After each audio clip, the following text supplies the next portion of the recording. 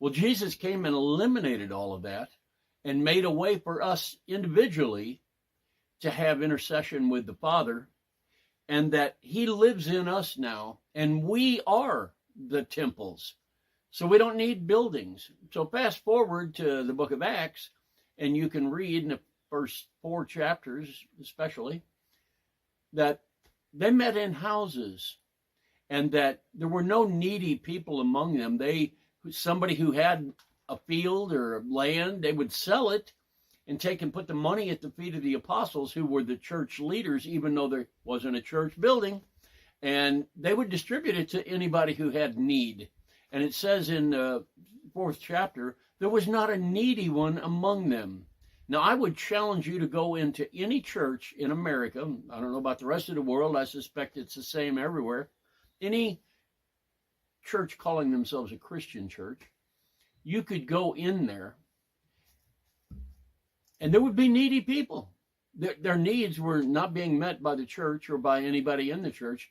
They were just sitting there trying to grow in the Lord, trying to gain insight and understanding, trying to find the hope and promise that's in the scriptures. And yet their needs were not being met. Nowhere in the New Testament will you find a denomination. Nowhere in the New Testament will you find a mandate to build a building and call people in once a week or twice a week or 3 times a week or every day, to where they paid homage to the hierarchy of that structure, that business, and then they would go about their daily walk. So, in my opinion, and I've been around the block a time or two, I don't see a lot of discipling going on in the churches. I see the churches as a business that they are, and they're making converts. Now, the reason I call it a business is because very nearly every church that calls themselves a church, that opens the doors and collects tithes, are tax exempt because they're a 501c3 nonprofit entity. Now, I just want to add one little thing to this.